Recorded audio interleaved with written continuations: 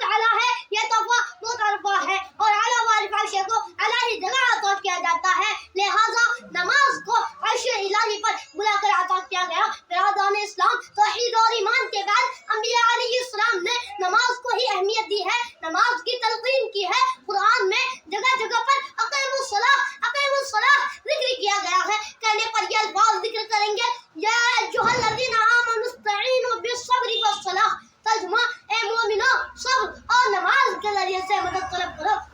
جب صحابہ کرام رضوان اللہ علیہم اجمعین نے حضور صلی اللہ علیہ وسلم پر معراج کا تحفہ کا ذکر کیا اور نماز کی بشارت دی تو تمام صحابہ کرام جھوم اٹھے، سبحان اللہ، اب تو نماز کے ذریعہ ہم ہر مشکل آسان کریں گے، اب تو ہمیں خدا سے مانگنے کا واسطہ اور وسیلہ مل گیا، پانچوں وقت کی نماز ادا کریں، 500 نماز کا ثواب ملے، نماز جنت حاصل کرنے کا ذریعہ ہے، نماز رضا الہی حاصل کرنے کا وسیلہ ہے، نماز رسول کی محبت حاصل کرنے کا واسطہ ہے۔ دل میں ہر ایک انسان کے حسرت ہے جہاں کی، دل میں ہر ایک انسان کے حسرت ہے جہاں کی، وہ باغ جہاں سر کو جھکانے میں ملے گا۔ عزیزان گرامی، کوئی متقی نماز کے بغیر متقی نہیں ہو سکتا، کوئی ولی نماز کے بغیر ولی نہیں ہو سکتا، کوئی قطب نماز کے بغیر قطب نہیں ہو سکتا۔ حضور نے بھی نماز ادا کی، صحابہ کرام نے بھی نماز کی پابندی کی، تابعین نے بھی نماز کو پکڑے رکھا، تابعین نے بھی ترک نماز نہیں کی، اولیاء کرام نے بھی نماز کو اختیار کیا۔ کوئی بتا دو تو کسی نبی نے نماز کو ترک کیا ہو اور نبی بن گیا ہو، کوئی ولی نماز کے بغیر ولی ہو گیا ہو، کوئی قطب نماز کے بغیر قطب بن گیا ہو، کوئی ابدال نماز کے بغیر ابدال بن گیا ہو، کوئی امام نماز کے بغیر امام بن گیا ہو، آپ بتا ہی نہیں سکتے، اس لیے کہ یہ عمل محبوب عمل ہے۔ نماز سے قلوب کو نوریت ملتی ہے، نماز سے ایمان اور عقائد کو قوت ملتی ہے، نماز زندگی کو آفتاب سے زیادہ روشن کر دیتی ہے، اور نماز اس وقت چراغ کا کام کرتی ہے جہاں پر چاروں اور سمیت اندھیرا ہی اندھیرا ہو، یعنی قبر میں نماز مصائب و پریشانی کو ٹال دیتی ہے، نماز سے انسان افضل وارفع ہوتا ہے، اور کیوں نہ ہو، نماز ہی ہے ایسا تحفہ جس سے شیطان کا منہ کالا ہو جاتا ہے۔ برادران ملت، نماز ہی سے فیصلہ ہوتا ہے کون متقی، کون شقی، کون انسان، کون شیطان، کون مسلم، کون غیر مسلم، یہ امتیاز نماز سے ہی ظاہر ہوتا ہے۔ میں بغیر حوالے کے بات نہیں کہتا، مشکوٰۃ شریف اٹھاؤ، صفحہ نمبر 58 پر دیکھو، حضرت جابر روایت فرماتے ہیں کہ محسن انسانیت صلی اللہ علیہ وسلم نے ارشاد فرمایا، بین العبد و بین الکفر ترک الصلاۃ، ترجمہ بندے اور کفر کے درمیان صرف نماز کا ترک کرنا ہے۔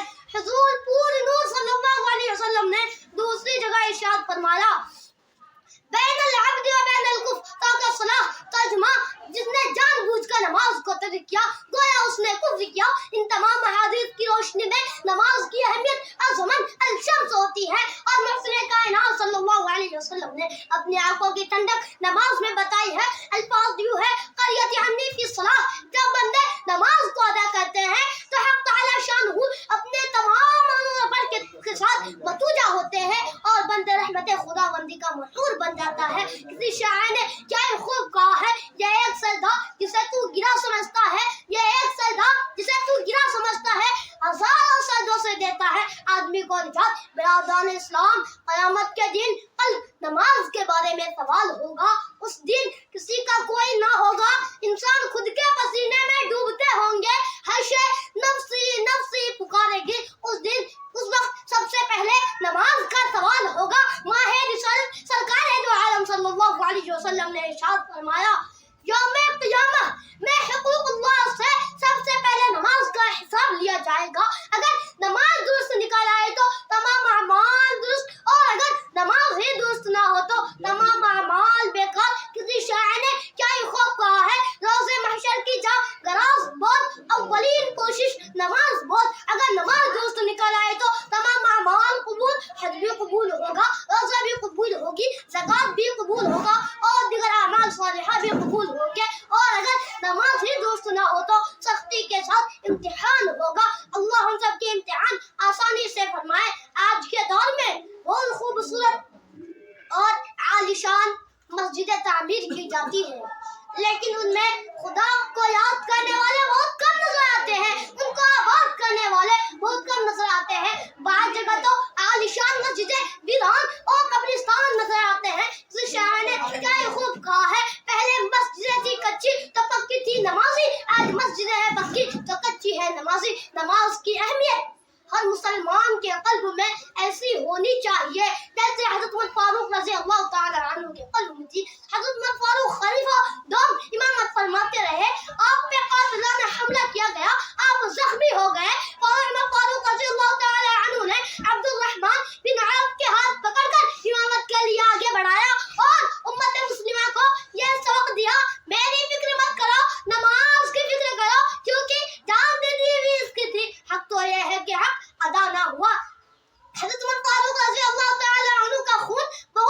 चुका था, जिसकी बिना पर खशी तारी हो जाती थी। खशी के उजाले के बाद किसी ने उमर फारूक से कहा, नमाज का वक्त आ गया है, नमाज जरूर पढ़नी है। जिसने नमाज नहीं पढ़ी उसका इस्लाम में कोई हिस्सा नहीं। हज़रत मोहम्मद मुस्तफ़ा सल्लल्लाहु अलैहि वसल्लम ने इरशाद फरमाया, अस्सलातु अमाल दीना फमन अक़ामहा अक़ामद्दीन वमन हदामा हदमद्दीन। तर्जुमा, नमाज दीन का सुतून है।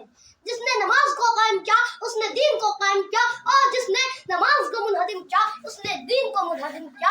हज़रत उमर फारूक रज़ियल्लाहु तआला अन्हु ने इसी हालत में नमाज अदा की और फरमाया कि जब मैं नमाज पढ़ने से आजिज हो जाऊं तो जिंदा रहने में कोई लुत्फ नहीं। सहाबा किराम के अंदर शौक़ नमाज बहुत ज्यादा था, जिसकी बिना पर रिज़वानुल्लाहि अलैहिम अजमईन का सर मिला।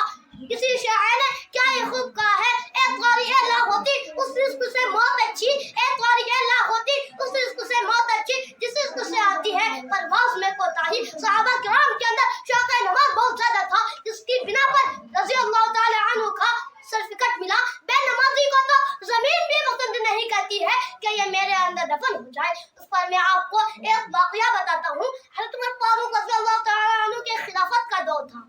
एक बुढ़िया का तेल जमीन पे गिर जाता है तो वह बुढ़िया दरबार अमीरुल मोमिनीन में हाजिर होती है और मुतालबा करती है कि इस जमीन ने मेरा तेल चूस लिया। तो हज़रत उमर फारूक रज़ियल्लाहु तआला अन्हु एक पूजा लेते हैं और उसमें कुछ लिखते हैं और कहते हैं कि इस पूजे को उसी जगह पर रखना है जहाँ पर तुम्हारा तेल गिरा। बुढ़िया ऐसे करती है, फौरन जमीन उसका पूरा तेल उगल देती है। तमाम लोग हैरतज़दा होते हैं और कहते हैं ये कैसा माजरा है। जब पूजे को खोल के देखते हैं तो उसमें लिखा हुआ रहता है कि ऐ जमीन तू फौरन इस बुढ़िया का तेल वापस कर दे, वरना मैं तुझमें ऐसा शख्स को डालूंगा जो तरक सलाह है यानी नमाज को छोड़ता है। अल्लाहु अकबर। इन इबरतनाक वाक़यात से हमें नसीहत हासिल करनी चाहिए कि जमीन तरक सलाह को पसंद नहीं करती है और हम नमाज छोड़ते हैं। कब्र में जाने के बाद जमीन हमारे साथ क्या मुतालबा करेगी। अल्लाह हम सबको नमाज का पाबंद बनाए और हमें कब्र के अज़ाब से महफूज फरमाए। इन्हीं चंद बातों पर मैं अपनी तकरीर को खत्म करता हूँ इस शायर के साथ, पढ़ नमाज पन जगाना न कर कोई बहाना, पढ़ नमाज पन जगाना न कर कोई बहाना, इसमें है तेरी जन्नत वरना दोज़ख है तेरा ठिकाना। हमारा अलैना इल्लल बलाग। अस्सलामु अलैकुम व रहमतुल्लाह। नाज़िल फरमाया, तमाम अहकाम का फर्श को नाज़िल फरमाया, लेकिन जब नमाज की बारी आई तो रब्बे कायनात ने अपने महबूब रसूल कायनात को फरमाया